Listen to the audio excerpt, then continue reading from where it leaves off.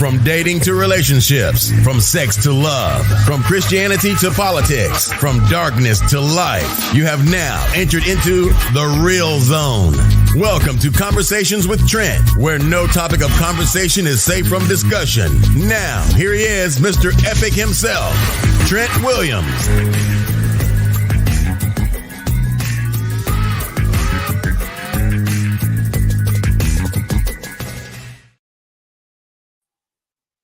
What's going on? What's going on? What's going on, beautiful people? Welcome to another conversation with Trent and Friends.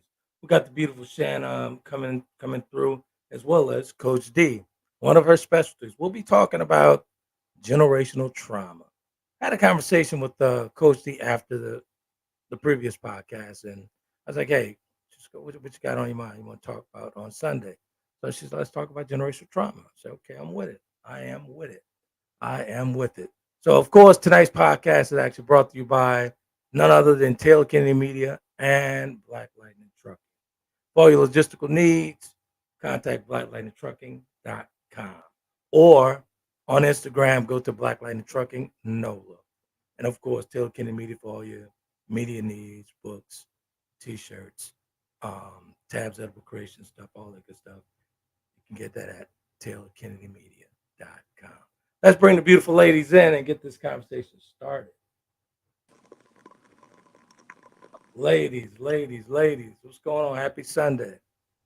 Hello. Sunday. Good stuff. So we're talking about generational trauma. How you doing tonight, Shannon? You doing good? Everything good? I'm doing well. Yep. Good stuff. I can smell that candle over there popping. I can smell it right now. What's the fragrance? It's called Ivory Woods and Lavender Musk. Is that that sounds good. Is that by Terry? What's their company? Terry Renee. Yes. Terry Renee. And actually, I had the Malik. Well, wasn't that the Malik Black or something? And wonderful candle, natural candle. Smells up the entire home. So good stuff. Terry Renee. Good stuff. How you doing, Dee? Coach I am D. good. I am good, thank you. Good stuff.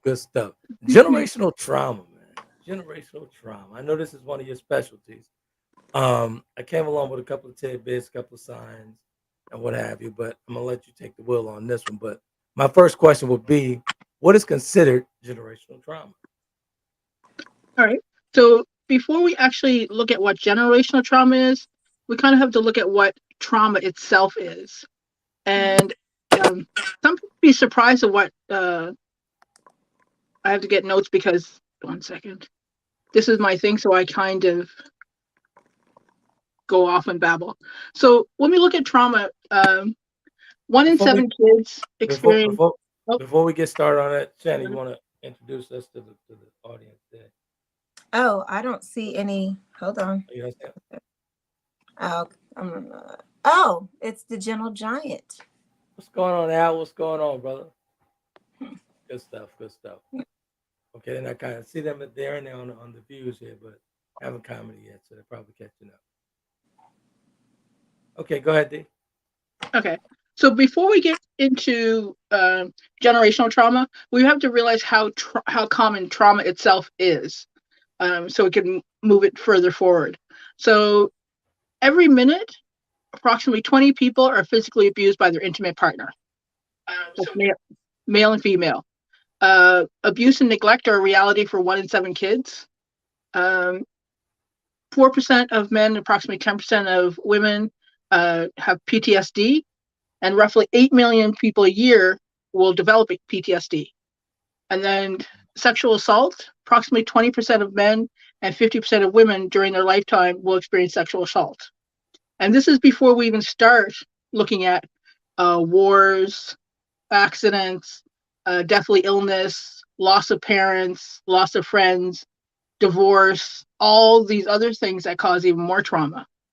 So what intergenerational trauma is when the trauma affects one person that moves a little further down the line. So for instance, a mother gets raped, has a baby from the rape, and then goes on to neglect and abuse that child. Then that child will move on, and then generationally, it's more likely to abuse and neglect their child. Gotcha. or have PTSD or like domestic violence. It's all about cycles and circles. So like domestic violence, addiction, and addiction can be like alcohol, drugs, sex, gambling, smoking, anything that's an addiction. Now, I firmly believe that intergenerational trauma is so prevalent because it goes through our DNA.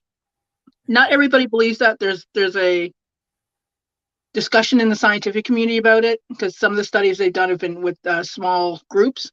But I always tell people the same thing. If you're going to get a dog, you always look at the line of dogs. Like, I love pit bulls. I wouldn't go buy a pit bull who's had 6 generations of fighters in their line because they're breeding aggression, right? It's the same thing with people. We like to think that as humans, we're above the animal world, but we're mammals. We're no different than them. We speak languages, and we have more cognitive thought that we know of.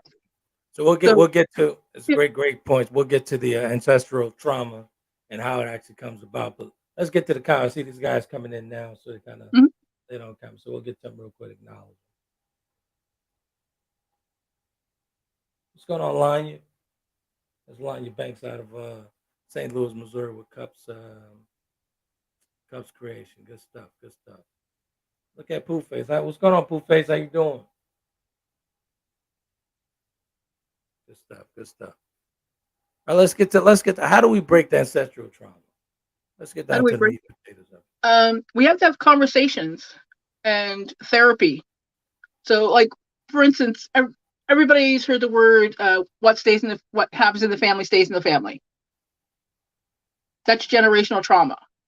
Exactly. So if you don't move it outside the family, actually have conversations and work through it, it will continue to infest. Like, I've heard of families who have like the touchy uncle, who the mother would let the daughter go hang out with the touchy uncle who's actually abused them when they were kids. That's continuing the cycle. And it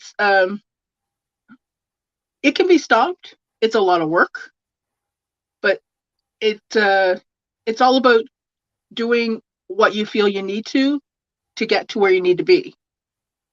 Right? Exactly. That's called open, honest communication. Yeah. Open dialogue is fine. But here's the thing. The problem with the conversations is that all too often people are like, well, you need to move on.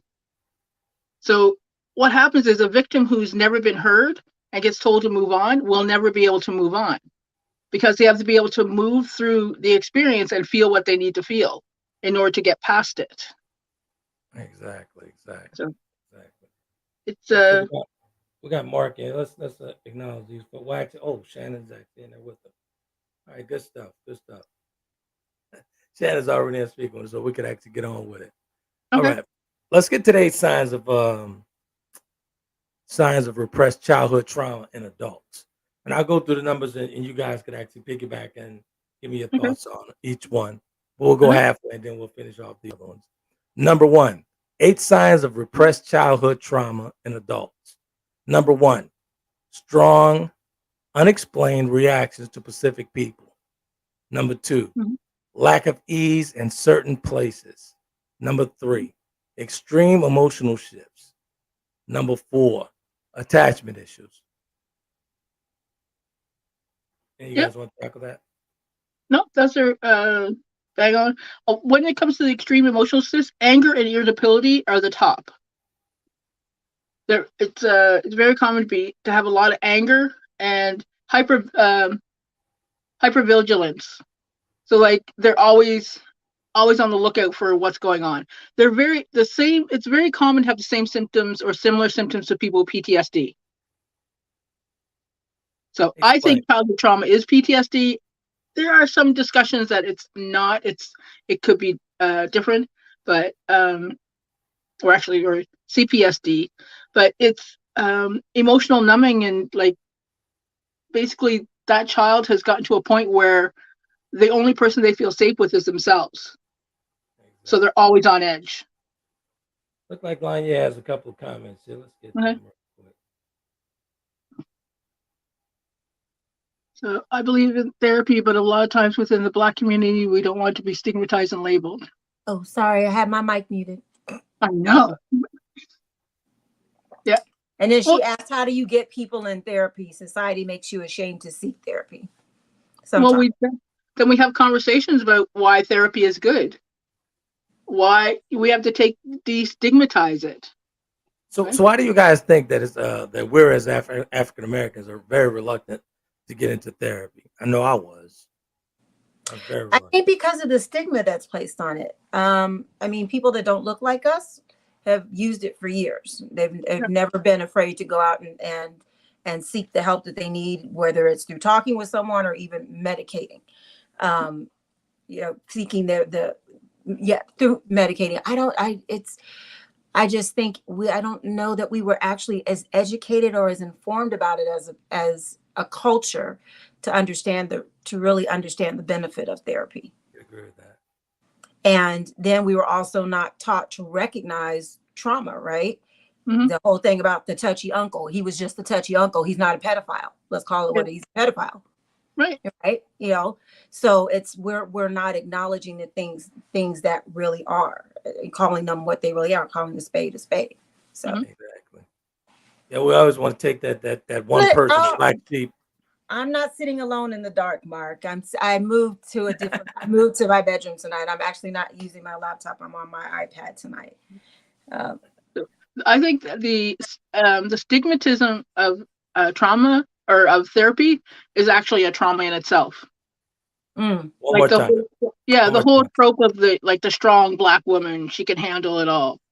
I'm like, no, Black women are dying of hypertension due to stress at alarming levels. We cannot handle it all. We need help. Right. So it's and then like real men don't talk about their feelings or they don't cry. I'm like, bullshit. Excuse me. Didn't mean to say that. Nah, go ahead. You're all good. I mean, yeah. It's really sad when I talk to people because I can see the trauma in them, but they're so wrapped up in not doing white people stuff. Like being healthy is not white people stuff. That's people stuff. Exactly. You know what I mean? And it's like, God, can you imagine where we'd be if we've been doing therapy and talking about the issue, talking amongst ourselves and healing ourselves generations ago? Ahead of the game. We'd be way ahead. Well, yeah, that's true. But I mean, I think it also goes back to we were not considered people, right? Yeah. We were considered property. That's a great point.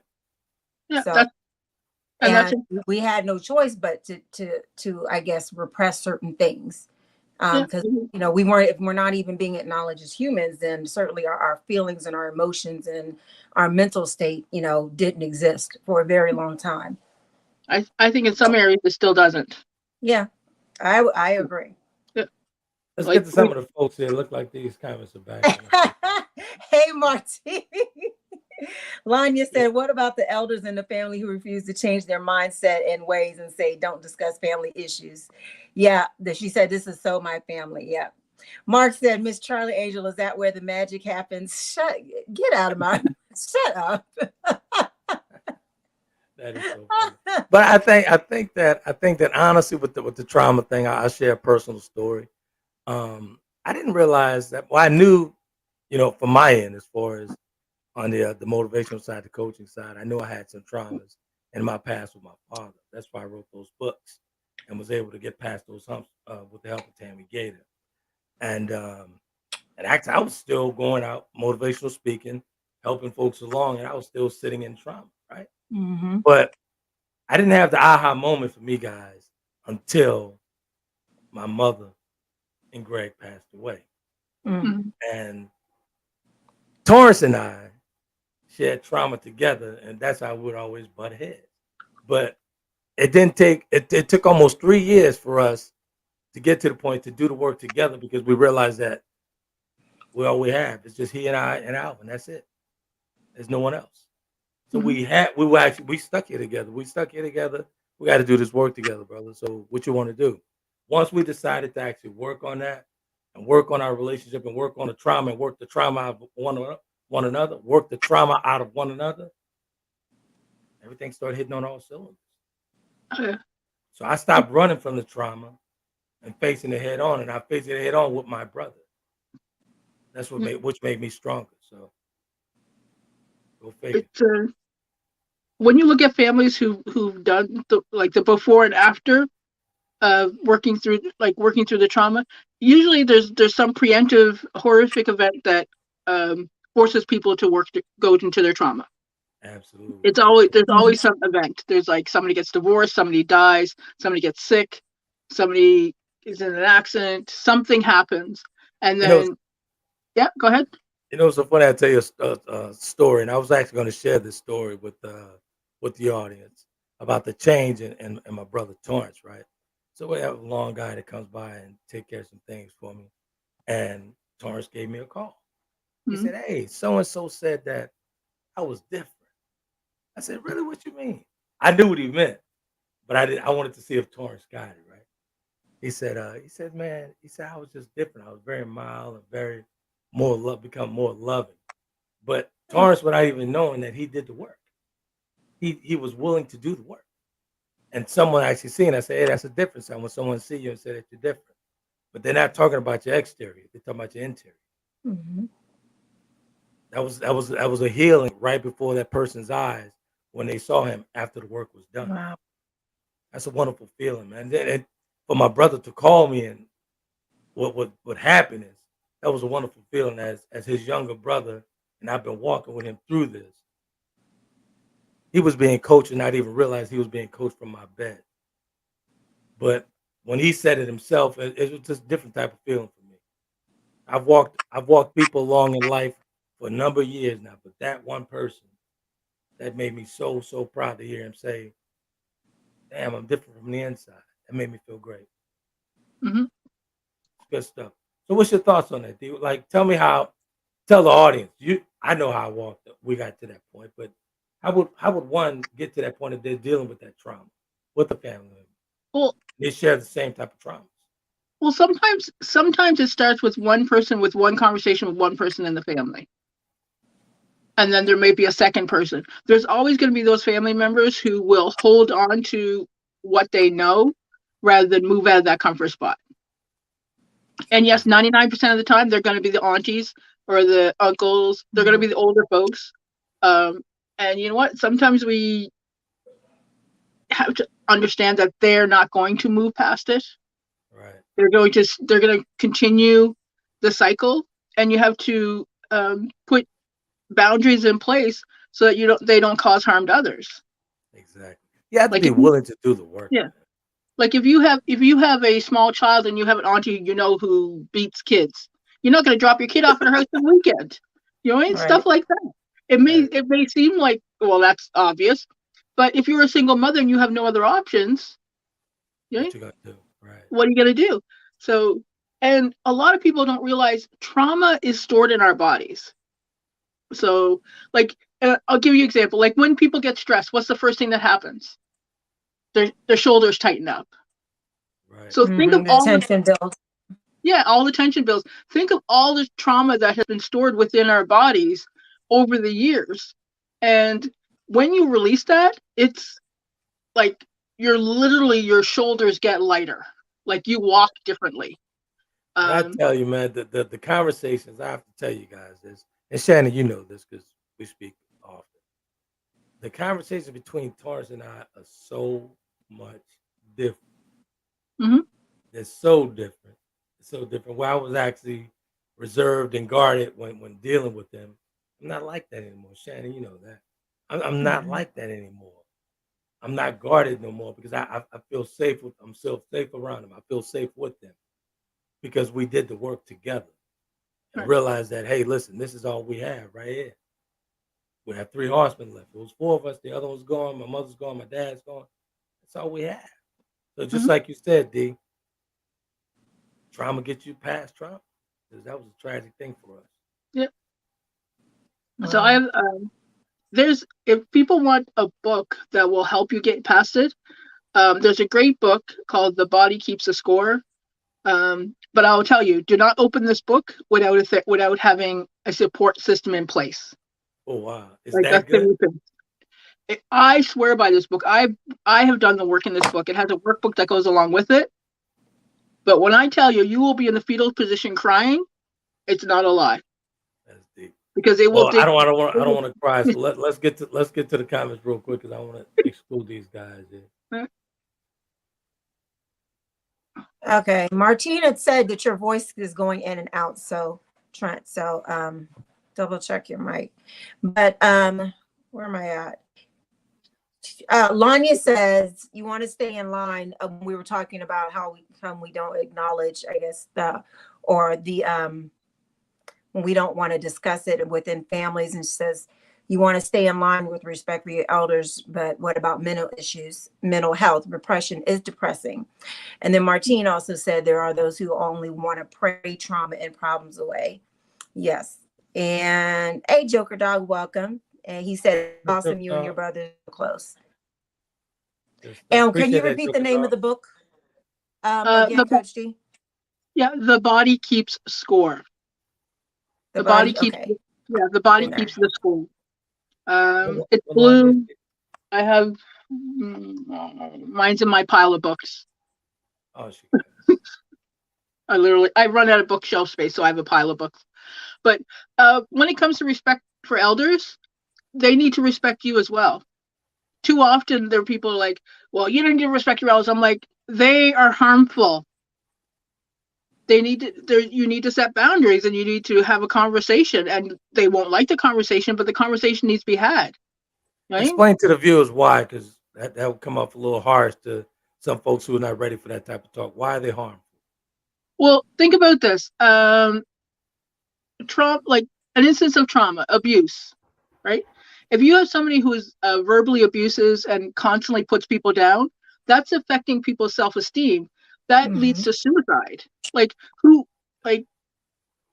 You have to talk to people, and this is where the book, I got it this time though. Nonviolent Communication comes in handy by Marshall Rosenberg. That looks like that. So it's the way you talk to them about how you bring up the conversation, so that they don't get on the defensive, and that they are willing to look at the situation and help. Because no grandmother wants to think she's hurting her grandbabies. Right. Most of the time. Unless you have somebody who's really toxic, and the chances are you're not hanging around them anyway. Exactly. Let's get to the last 4 of signs of repressed childhood trauma in adults. And this one really resonated with me because Taurus and I's trauma, along with my other brothers as well, Greg and Alvin, our trauma came when we were young. And that's all that's actually written in the 4 Horsemen book. It's available everywhere for all you guys and whatnot. But we, as young boys, actually, Shannon, all those wonderful meals that everybody see on Instagram and all that good stuff, Torrance started cooking for us at the age of 7. I can remember him getting a stool, getting up to the gas stove, and cooking meals for us. Like my favorite, he would always cook for me was wieners and pork and beans with rice. And he'd pull me up to the table, and Greg would feed me, and he and Al would feed me. That's my fondest memory with my brothers when we were thugging it together. Torrance, that's where he actually picked up the first spoon and started cooking for us at 7. And they would feed me from that and give me a bottle full of Coke. Well, they shouldn't have been doing, but they did. I love the Coke because I cry for anything else. But I wanted to get that's what resonated me with this whole 8 signs, because I saw myself in all signs, all those signs. So number 5, anxiety. I had that. Number 6, childish reactions. I had that as well. Number 7, consistent exhaustion. Consistent.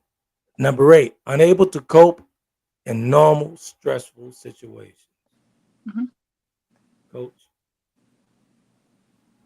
your thoughts? Yeah, well, it's true, because what happens is your body goes into flight or flight mode, flight or fight. And there's also a third one called freeze.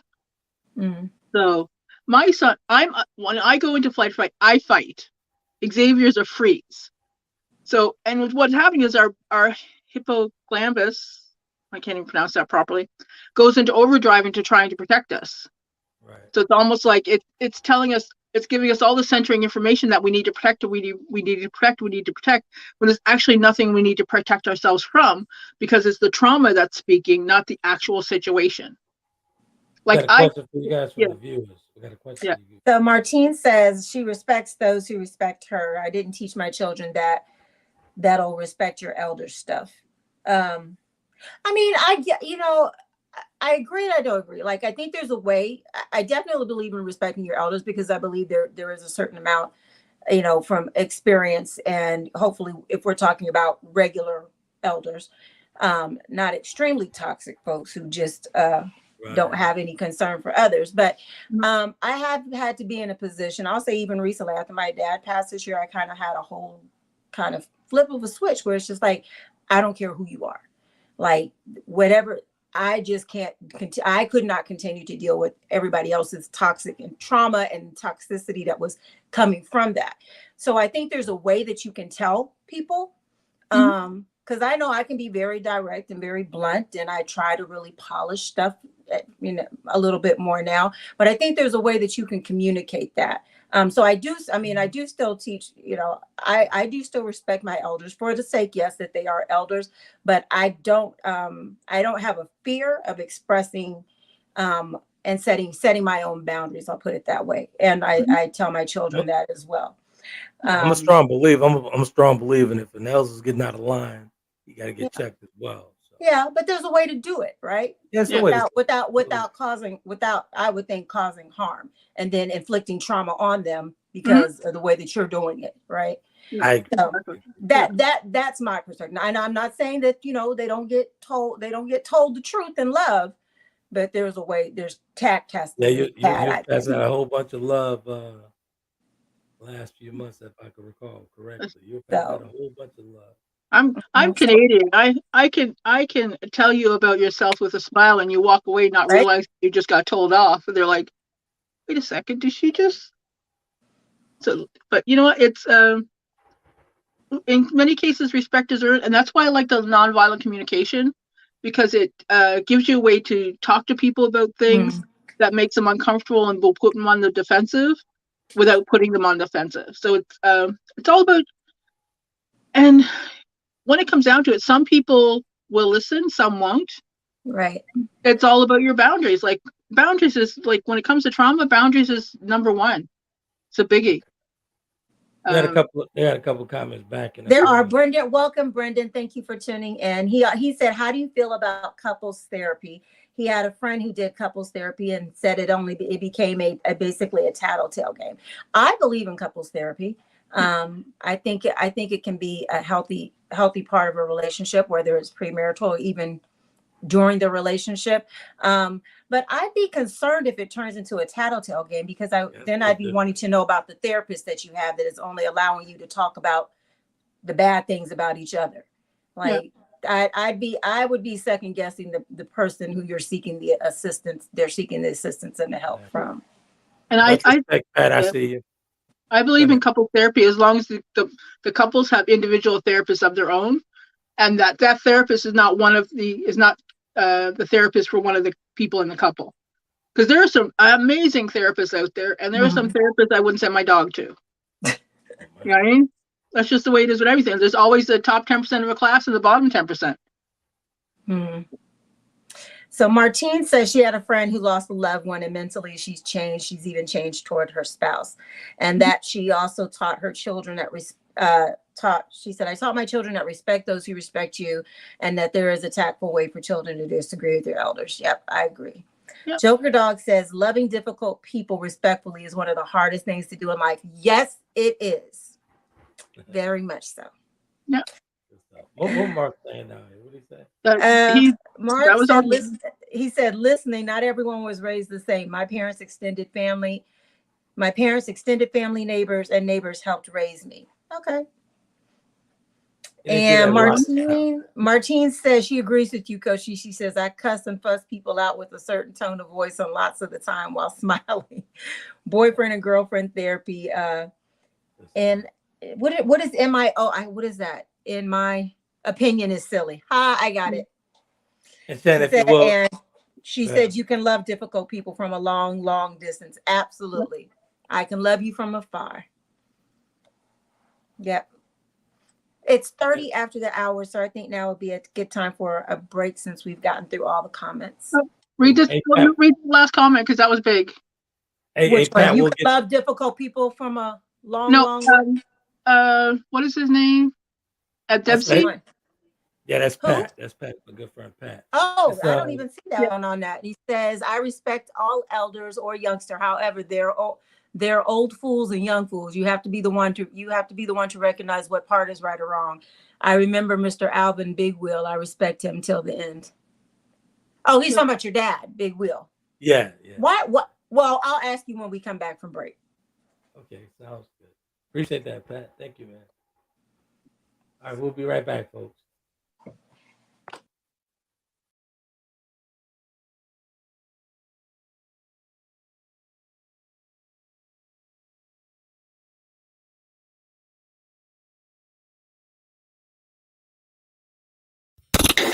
Thanks for tuning into Conversations with Trent. We will be right back with more conversation after these commercial breaks.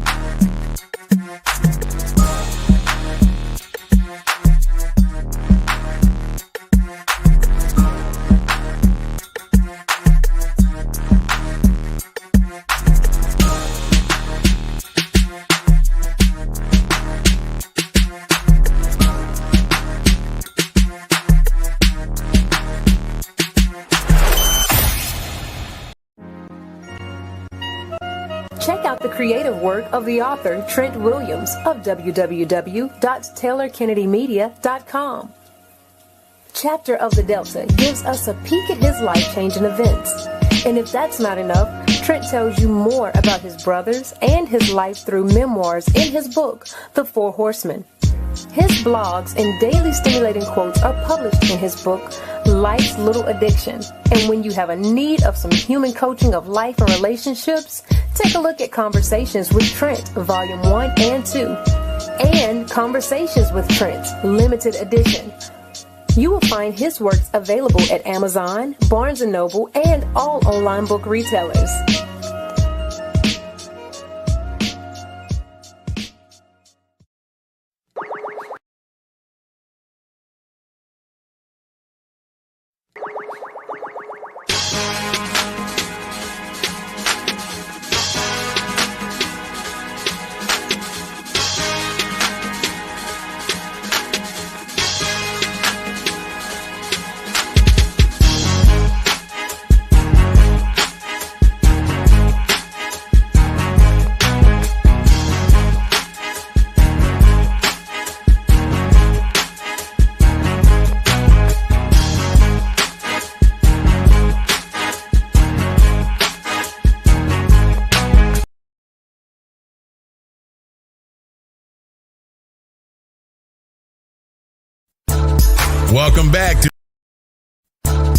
Welcome back to Conversations with Trent. Ladies and gentlemen, if you're online and want to be a part of tonight's topic, you can do that by dialing 347-324-5327. Press the number 1 to get into the queue so that your voice can be added to tonight's conversation. Now, let's get back to the show.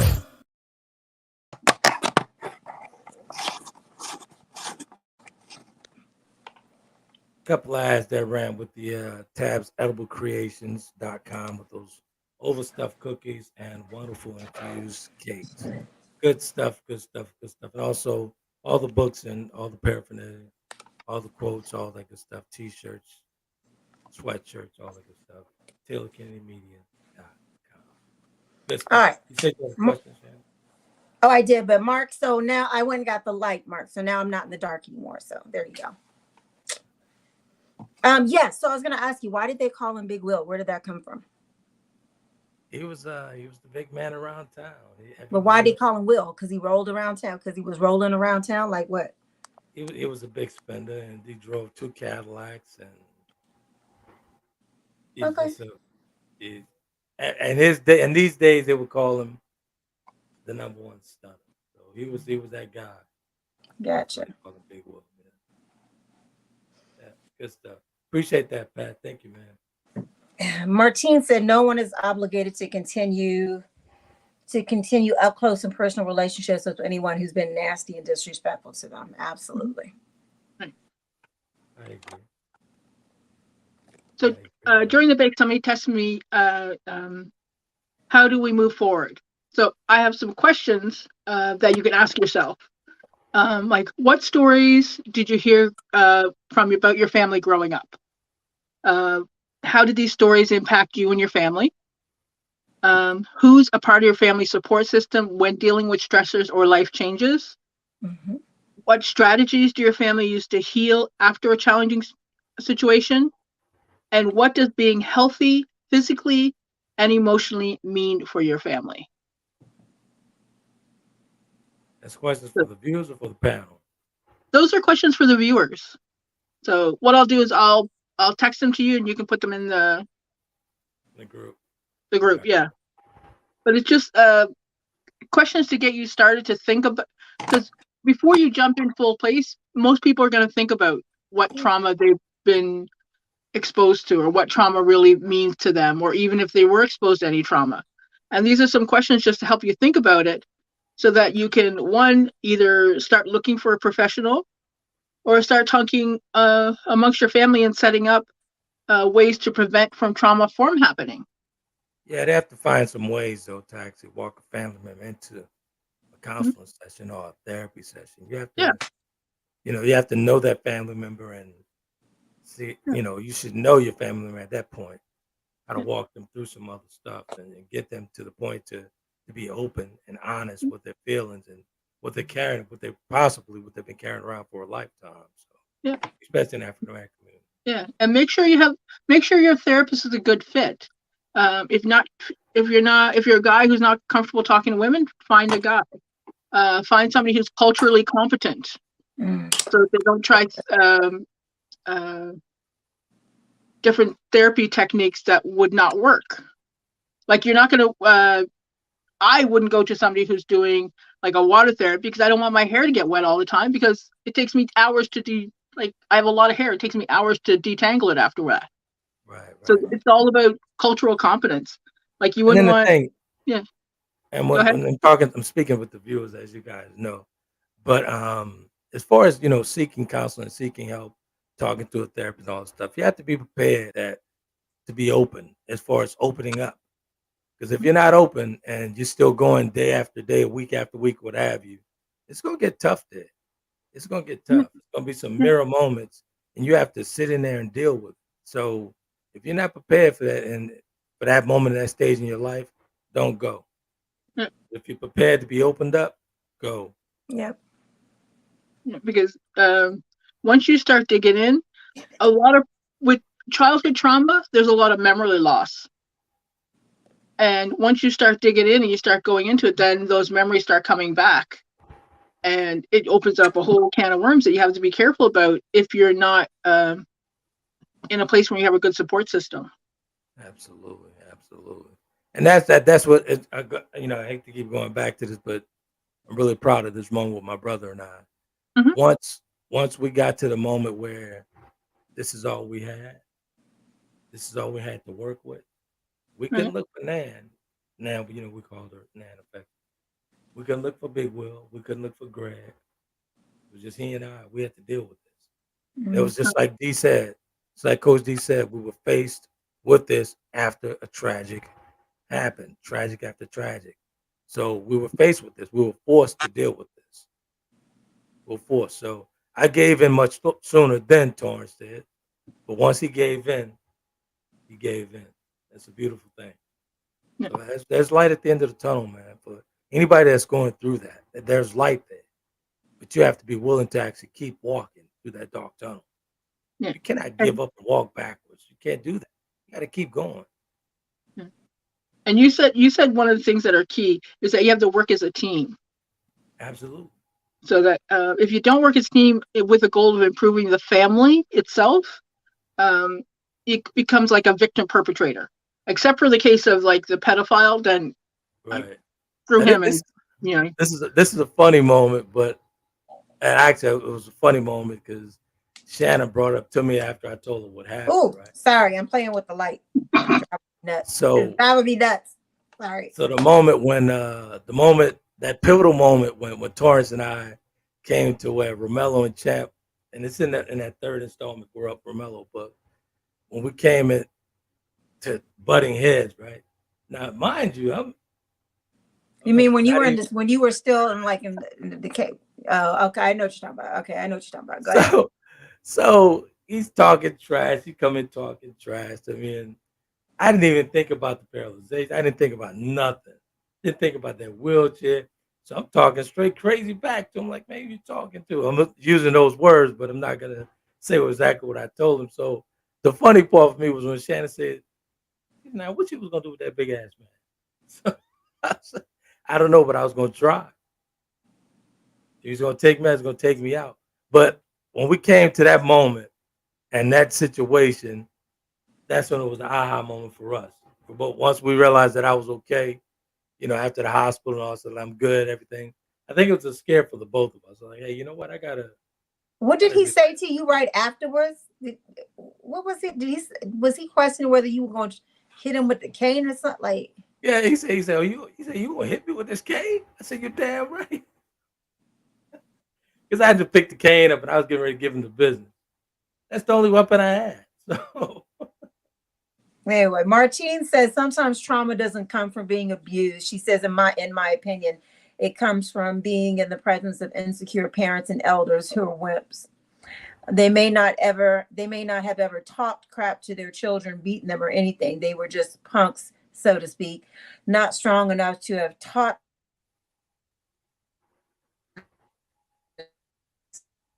Thank you.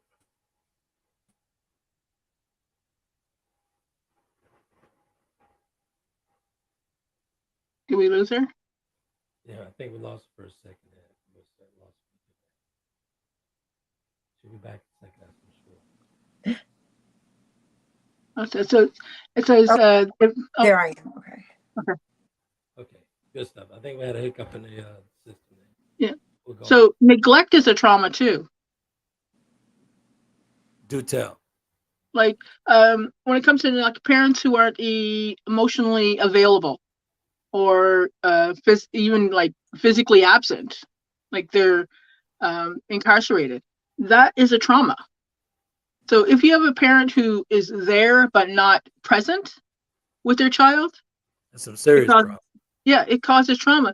It's studies have shown it's actually better to not have a parent present than one that is there but absent. And like even natural disasters, like so often when it comes to kids, people like to use the stay in a kid's place. Right. So they don't prepare kids for things that are happening. They tell them, don't worry about it.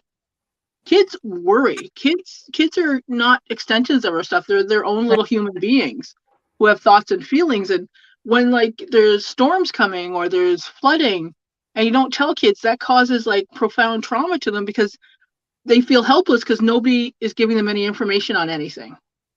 Like they can see stuff's happening, but they don't know anything about anything. That's that whole hide to think from the kid thing. Yeah. Yeah. And kids are way smarter a lot of times than we want to give them credit for. Kids are brilliant. Like you want to get an outlook on the world, talk to a 6-year-old. They'll tell you all about yourself. So let's see. Mark says Big Papa or Big Mama were the therapists of most of our lives, then the great uncle or aunt. Let's not forget revealing our secrets to random white people was frowned upon. Therapy is recently just offered outside of church, as in confession, marriage counseling, now being offered on the job in corporate offices. I could agree. Therapy's been there though. But as far as I for the Black African American community, Yeah, I'm gonna be honest. I was one of those people who was very stigmatized and not wanting to admit that I needed to go to therapy when I started going to therapy, and that's just because of how it was looked upon, and it has not been something that's been acceptable within the Black community. Really, you see more of it. You see more celebrities coming out about it. I know I see a lot. I follow Charlemagne the God on social media, and he's a very big proponent of it and really putting it out there.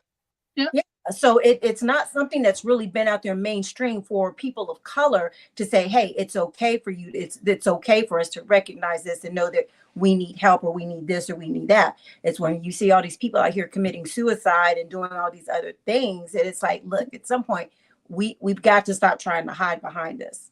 So I mean, it's very real. I'm 40 some odd years old, and I'm more than sure. I'm more than sure in Canada, it was a totally different culture in Canada than America for African American people. Yeah, I don't know. Was it? No, it's not. So I'll give you my story. I went to my first therapist at 10. I was sent to a therapist by my school because I didn't talk to anybody at the school. Right. You're in Canada, right? Yeah. I was the only Black kid in the school. So I was bullied all day, every day. So I went to the therapist. It was a Black lady. And she knew straight up exactly why I wasn't talking to anybody at the school. Was she Canadian? She was Canadian? No, she was from Trinidad. Black. She was Black. From Trinidad. That's what mattered. Yeah. And she understood. And I tell you, that conversation I had with her changed my entire outlook. Because if I hadn't gone to her, I probably would not have made it through grade 6. I would have survived grade 6. And it's so when people tell me like, oh, we don't want to send our kids to therapy and we don't want to get them a label. I'm like, do you want them to be healthy and happy? Exactly. You know what I mean? Yeah, that's a good one. Sometimes you have to move past beyond what everybody else is thinking and do what's best for you. Exactly. Joker Dog says. He says most people are broken and have no idea how to do anything about it. Yeah. True. Martine says, she was agreeing with you, Dee. She said neglect. She said parents who don't like to have conversations with their children, they come home and go into their room or office and close the door. Childish parents are the moms who are always on the phone or watching their shows, and dads who are heavily into sports and hanging out with the fellas, etc. Yeah. So, but I would disagree with we're using the word broken. I like to use the word unhealed. Because we're human. Unbroken denotes like there's something wrong with people. So everybody, unhealed just means that you need to work on something to get healthier. Right. You're not as a human being, you're not broken. There's nothing inherently wrong with who you are as a person just because you've had these things happen to you. Right. Mark says, and if you did therapy and prescribed medication, a lot of people can't afford it. And a lot of people that are homeless and institutionalized suffer from mental health service. I guess you mean suffer from a lack of mental health services, Mark? Yeah, definitely a lack. Right. Yeah. Well, think the mental health situation here, Reagan, when he started closing down all the mental health institutions. Yeah. Mental health. We get it, though. Yeah, mental health is so undervalued. Look, I'm for it. I have mental health days for work. Yeah. Yeah. So like just 2 weeks ago, I called my boss and I said, listen, I had some stuff that come up the Army. I need to take the day off because I am not on my game tomorrow. Right? I know I won't be on my game. She's like, yeah, take the day off. You got PTO. Like 20 years ago, 10 years ago, that was unheard of. Yeah, it's a must that you take a time out, man. When things get tough, this is a must to take a time out. So Joker Dog said a cycle of brokenness. Some make it out, but most don't. Elaborate on that for us, Al. It's true. A cycle. So, yeah. Yeah. That's true, though. I can understand. I agree with you saying. Like, some of us don't make it out. Yep. Yeah. Some of us actually repeat the cycle continuously. Well, never get off the Ferris wheel. Well, think about the people who are never exposed to healthy communication or never exposed to what therapy could do for them or what healing looks like. Yeah. So if somebody's never exposed to them, you can't expect them to understand how to get out of the cycle that they're in, because it's a cycle. It is continuous. That's like people talking about how women don't leave their domestic violence partners without the understanding of what the domestic violence entails and how the cycle works. And so there's a lot, and with trauma, there's a lot of devaluation and self-esteem and unworthiness. And some people are like, well, why would I want to talk to, what's being healthy going to do for me? I'm still going to be living in this shack with no heat or no water. Mm. Can't afford medication. So, it's a battle. Like, there are cheaper options out there, but I wish it was free, honestly. It's like, oh, the lives that could be saved if mental health care was free would be astronomical, and this country would be in a whole different place than it is right now. Like, it's Mark yeah. says,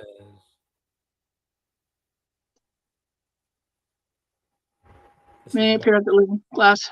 No, go ahead. Said Do you want to read that? You got it. Many parents that live in a glass house would rather not have their kids in therapy because it takes away from their picture perfect social media lives. Oh. Pride is the devil. Yeah. Mm-hmm. Yeah. Totally. Oh yeah. I told one lady, I said, because Xavier was in therapy, he has anxiety. She's like, he goes to therapy? I'm like, yeah. She goes, do you want him labeled? I'm like, yeah, I want him labeled healthy. He has coping skills. He has coping mechanisms. He doesn't have the issues. If something happens and he has an anxiety attack, he knows how to handle it so he can move past it. Who wouldn't want that? Exactly. Not getting him help is injecting straight up insecurity into him. Yeah. People don't realize that, man. Yeah. Not getting help, injecting insecurity into those kids. Period. Yeah. Like, sometimes you got to put your ego in your pocket, admit that life is not perfect, and no matter how good your Pinterest boards or your Instagram feed looks, that your kid needs to talk to somebody. It's life. It is. It's. And you do people a disservice when you don't. What about 10 minutes after? 10 minutes before the hour? And actually, I'm glad you said that about this is life. It struck me. I'm actually. I haven't talked this till over with you or Shannon. What I'm going to say here. So, actually, last week was life. Shannon and I got into it on a topic on last week. That was completely life. That was completely Trent and Shannon's life coming straight to the camera. I did not agree with her. She didn't agree with me, and I took it on the camera. So I personally apologize for actually meeting you out. Didn't want to hear you and what have you. I'm mad enough to say that. So I just carried that vibe onto the camera that we had behind the scenes. So I truly apologize for that. This is life. This is the conversation. You can always get it authentic. Like I said, on the podcast. I'm not going to mince my words because she's unhappy, as she won't do the same for me. So this is life. This is the conversation. Straight talk, no chaser. You're going to get it every single week the same way. Did you send flowers? I didn't get to the flowers because I've been kind of busy. I tried. Busy doing what? Not Shannon, knock it off. You know exactly what I do. I know, but you're on. You're on the computer ladies all and day gentlemen, long. Ladies and gentlemen, this is what I'm talking about. This is what I'm talking about with this woman. This woman knows exactly what I do every single day. But she sit there and, oh, what are you doing? Yeah, it's just you and Kobe. Knock it off. Okay. But I did, like I said, I wanted to publicly apologize because I actually brought that energy onto the camera. But everybody know how we get down. But I will not mince my words, and I stand firm, 10 toes down on what I said. But I should have actually allowed you to speak and say what you wanted to say, but I was being stubborn. I was being an ass, as you said. I know that. Yeah, that kind of came out. Yeah, sorry. That's all good. That's sometimes the Leo in me. It's all good. It's all good. But back to this trauma, man. But this is a good one, D. This is a real good one. And my teachable moment for this actual platform. Actually, when I spoke with you after the show, you said, hey, let's talk about generational trauma. I was excited about it because I just went through that with my brother. Mm-hmm. Just walked my brother through that. I was telling a friend of mine that, hey, wow, how did you get him to open up? I said, I coached him. He didn't even realize. Mm. I coached him from my bed. And he didn't even realize it. But I honestly wanted my brother to be better. And I knew that him getting better would make me even more better. I had a goal. It was one goal, one mindset. To get out of that wheelchair, get to walking, and to start these businesses that we actually so needed to restart, and regenerate. And we did it. Black Lightning Trucking, Taylor Kinney Media, Four Horsemen Catering, Al Sal's Sipping Sauce. So everything was on the line for me. Everything. So I had to make that right. I had to get that right. So my teachable moment is put away the stubbornness. Get on with the get on. Ladies. My teachable moment, I would say, is really to get out of, let go of the fear of what you may, and get the help you need. Figure out how to, or learn how to recognize what's traumatic and toxic in your life, and don't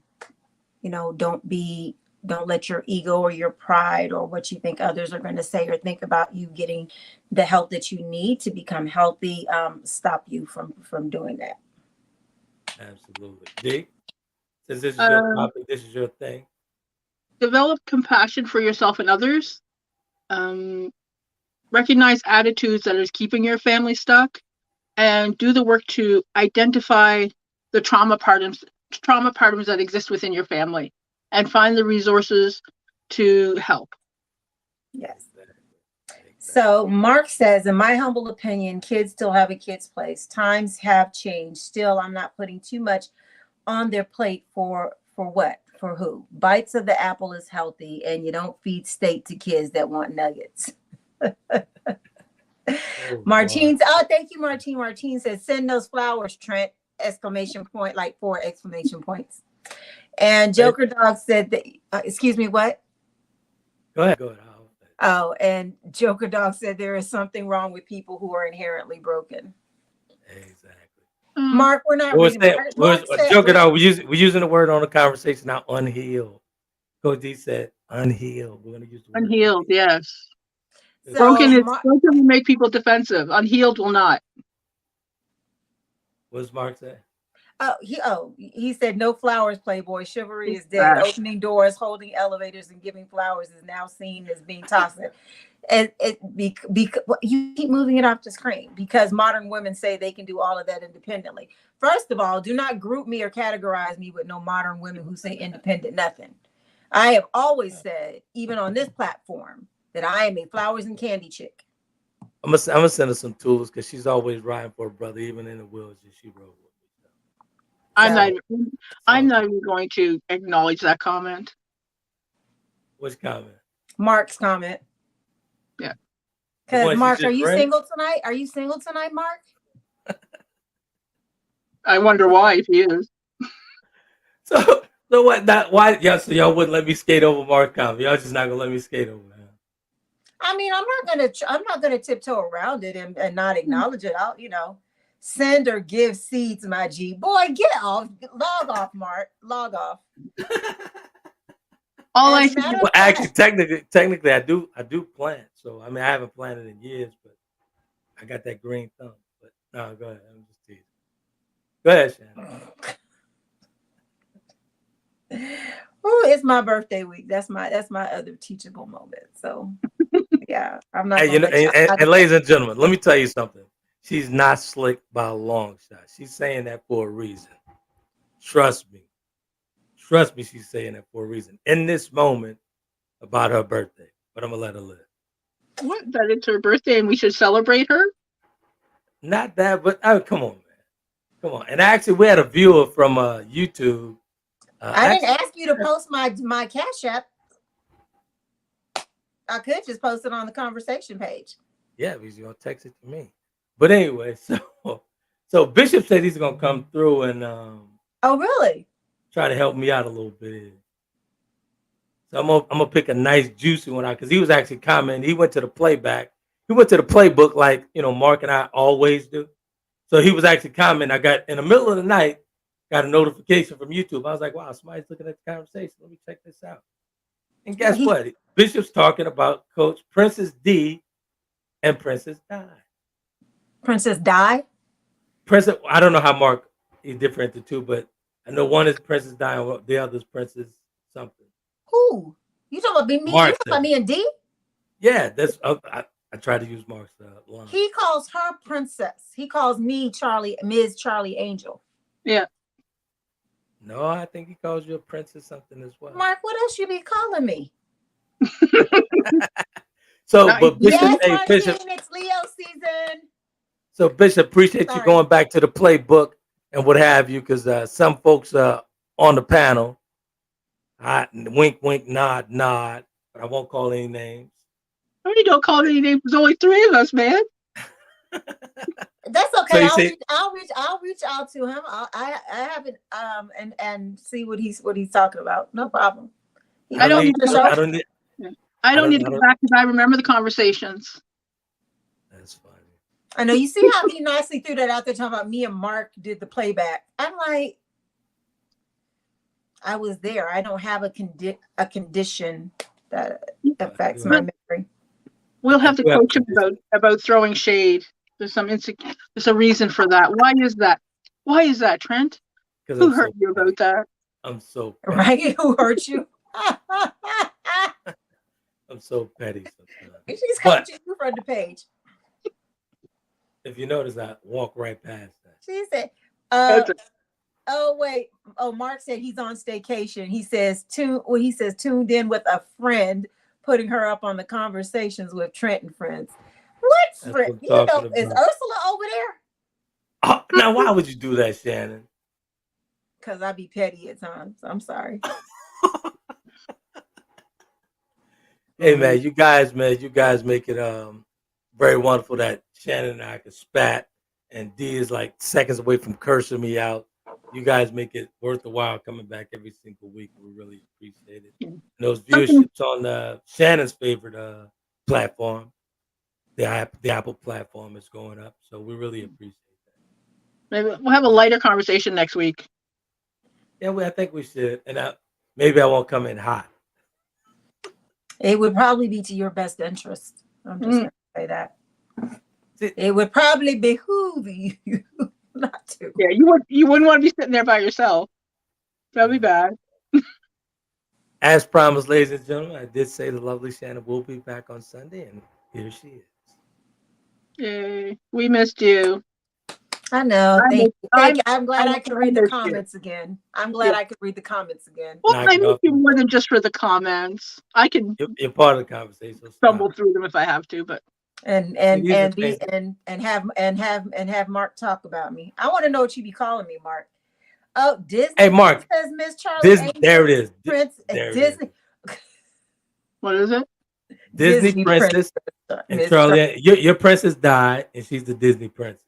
And Prince and the Revolution, New Power Generation, and Third Eye Blind. They all reviewed all concerts right after the show. Whatever. Absolutely. You know what? And they all got paid for doing it too. Mm-hmm. Absolutely. Let's talk about that. First of all, you get some good perks, so knock it off. Well, I kind of backed off the perks, but I'm gonna send you some perks. I'm not gonna say nothing. You're not gonna spoil my week. I'm good. Anyway, it's 4 after the hour. I've got about 56 minutes to tonight's installment of P Valley comes on. So is that a reality show? Oh my God. It's like I got hooked on it. I binge. It's so good. Hey, do you know Kimberly out of Houston, Mark's wife? Yes. My cousin Mark. So she's like, ask Shann, because I know Shann watched P Valley too. So ask her about it. So I say, hey, listen, I watched it. I kind of cussed her out. You ain't gonna like it. You not gonna like it. I did. So I said, hey, why would you even recommend this, man? And this dude sitting on this dude lapping Daisy. No, you not gonna like it because I could have told you that. Yeah, she shouldn't have recommended you to watch that. Now there's certain of my male friends that I know how they are. I would never recommend. Nah, I'm good on P Valley. So but it is good. It is good. Was that some homophobia I heard? Yeah, it's not homophobia. I just don't. Hey, listen. Let me just say this, and we'll leave it on this note. No, we almost got my side. I stay on my side of the fence, And who's ever on the other side, it's okay with me, but just leave me alone. That's all. Now, was that nice? That was very nice. I didn't say anything out the way. I didn't say anything. No, yes, thank you. Thank you. Please. I was about to say thank you that you left it at that. Good night, Martine. Thank you. We'll see you on Wednesday. Yes, yes, Mark. It's the strippers and flexi sexy rapper show. Yes. Good night, Martine. That's my favorite Detroiter. We'll talk more about the men on Wednesday, Martine. That's what she was asking about. But yes, yeah, you're not gonna like the show. So yeah. Called P Valley. P Valley. It comes on the Stars Network. You definitely wouldn't like it. I know you wouldn't. But yeah. So I know Trent definitely wasn't going. I would have never told him to watch that show. I like watching it to figure out who has trauma and not. Oh yeah, do it. Now that tons of trauma. Oh my God, yes. I couldn't get through 5 minutes, so I was done. Oh, yeah. That's a whole different play-by-play. Like, oh, look at that. Yeah, there's some stuff. I learned some stuff. I was like, ooh, that's how they do that. So yeah. Interesting. Well, Xavier has summer camp at 7:30, so I gotta go. I gotta go too. Have a great night. See you guys on Wednesday. Bye, guys. Bye.